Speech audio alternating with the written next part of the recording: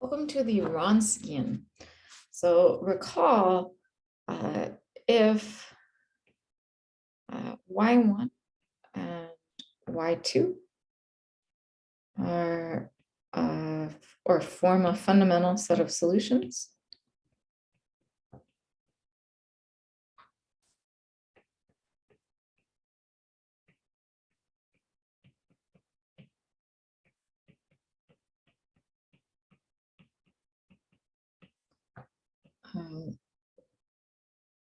For the equation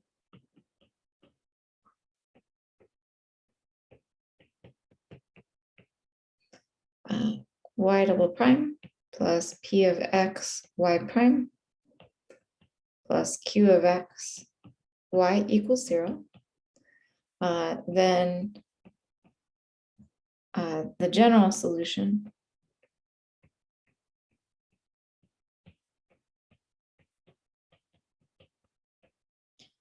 is y equals c1 y1 plus c2 y2.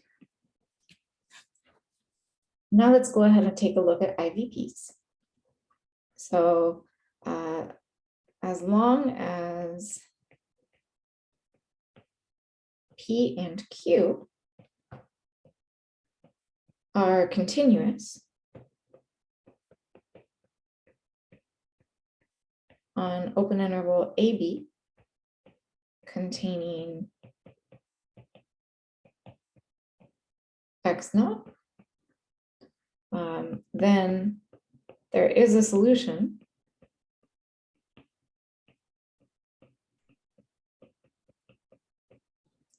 to the IVP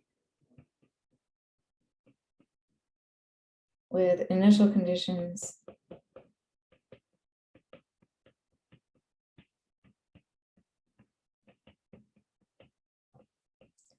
y of x naught equals k1 and y prime of x naught equals k2 for all x naught in AB and k1 and k2 in the real numbers. What this means then is that the system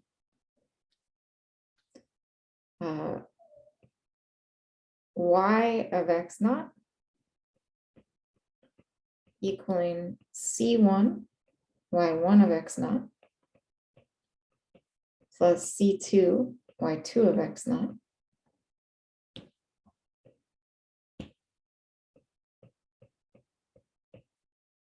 sorry, I have an extra parenthesis there, equals k1 and y prime of x naught, which is c1 y1 prime of x naught plus c2 y2 prime of x naught equals k2. This system has a solution, and in fact, via our theorem, it actually has a unique solution. So it has a unique solution for all, or for each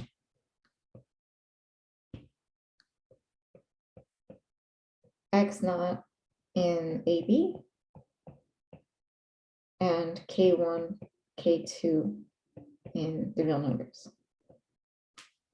So we have essentially infinitely many combinations of k1, k2, and each of those combinations has a unique solution c1 and c2 to make the system hold true. So if we put this in terms of matrices, this system can be written as we have the matrix y1 of x naught and then y2 of x naught for the first row. And then the second row will be y1 prime of x naught and y2 prime of x naught. I apologize, the screen's not updating.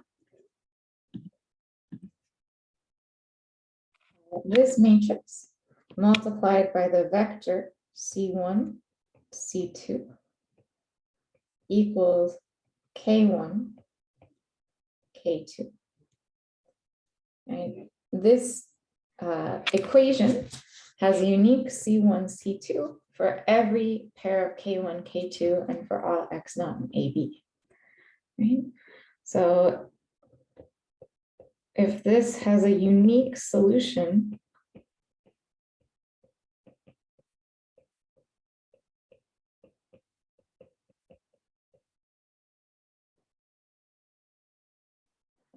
C1, C2 for each K1, K2. Then what that means is that matrix, so the matrix where we have y1 of x naught, y2 of x naught as our first row, y1 prime of x naught, and y2 prime of x naught in our second row. This matrix is invertible.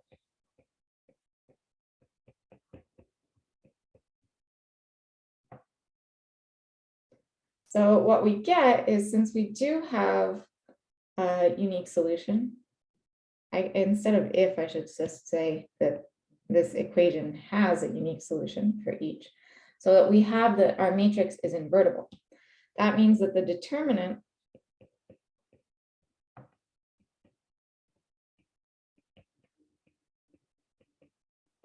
is non-zero. And so if we take the determinant of that matrix, that means that we have y1 of x naught times y2 prime of x naught minus y1 prime of x naught times y2 of x naught is not equal to 0.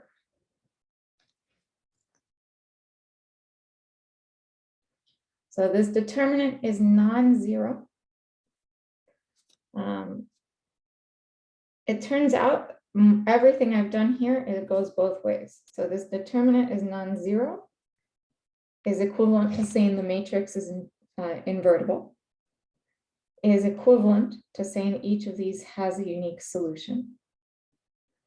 And therefore, we have a fundamental set of solutions. So what we get is y1 of x times y2 prime of x. I'm going to actually delete the x.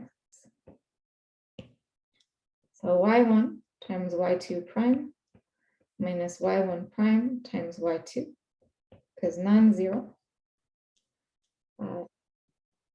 Implies that y1 and y2 form a fundamental set of solutions.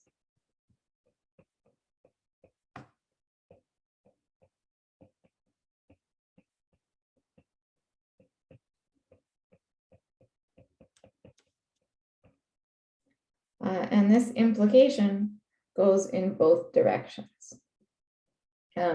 So because this is a very useful thing, we call this particular computation y1 times y2 prime minus y1 prime times y2 the Wronskian. So we call y1 times y2 prime minus y1 prime times y2 the Wronskian.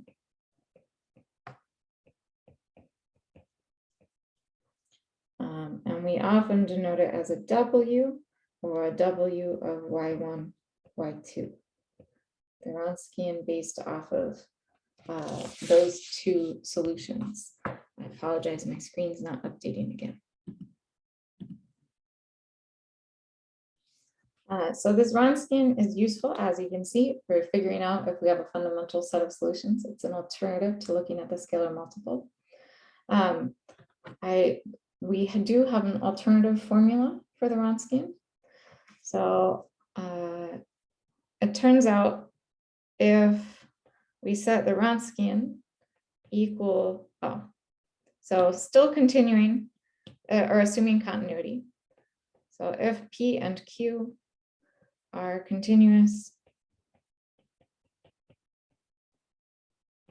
on the open interval AB,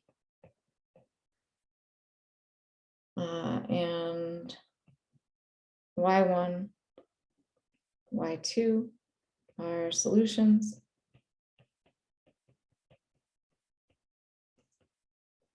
to Y double prime plus P of X, Y prime plus Q of X, Y equals 0.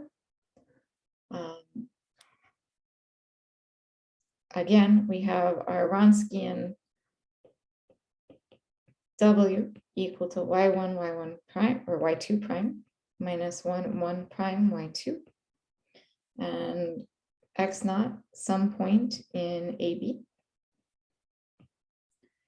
Then we have the Wronskian evaluated at a point X is equal to the Wronskian evaluated at X naught times e to the negative integral of X naught, or from X naught to X, of P of T dt for A less than X less than B. Now you can check your textbook for the proof of this.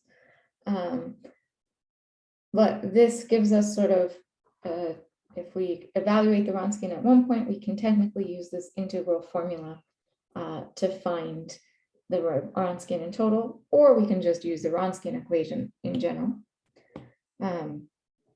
This part at the bottom is called Abel's formula. So if you are asked to use Abel's formula, this is what they are talking about. The nice thing about this equivalency here is that we get essentially that the Wronskian is either identically 0 on AB or it's nowhere 0 on AB. So note,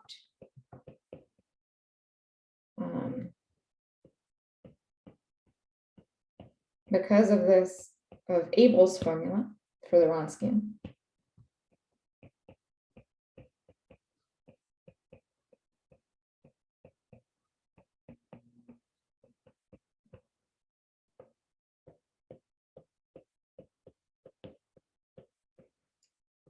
we can see that either the Wronskian is identically equal to 0 on the open interval AB. So either we have the Wronskian is identically equal to 0 on AB, or the Wronskian is nowhere 0 on AB.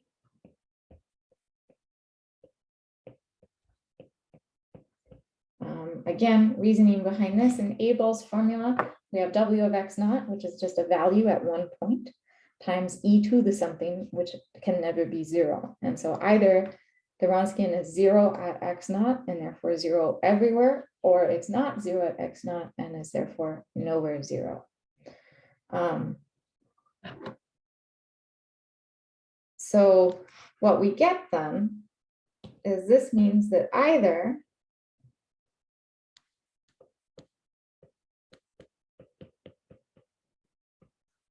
Y1 and Y2 do not form a fundamental set,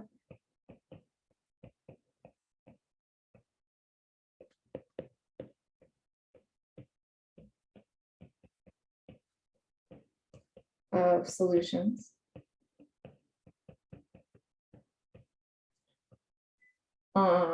anywhere on AB, or Y1, Y2 form a fundamental set of solutions everywhere on AB.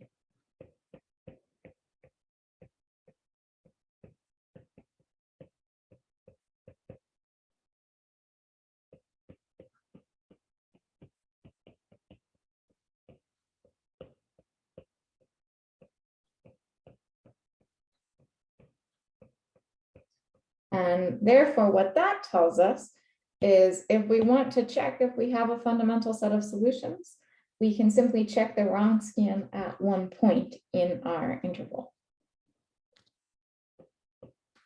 So to check if we have a fundamental set of solutions,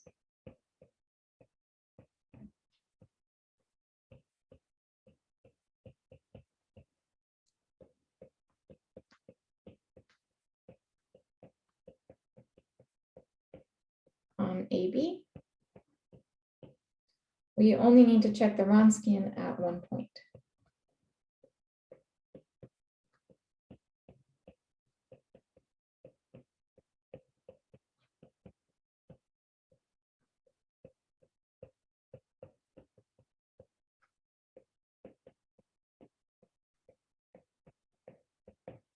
So this is a useful fact for us to have. We can use this Wronskian instead of figuring out if two solutions are scalar multiples of each other. We can simply find the Wronskian and check it's non-zero at a point in our interval.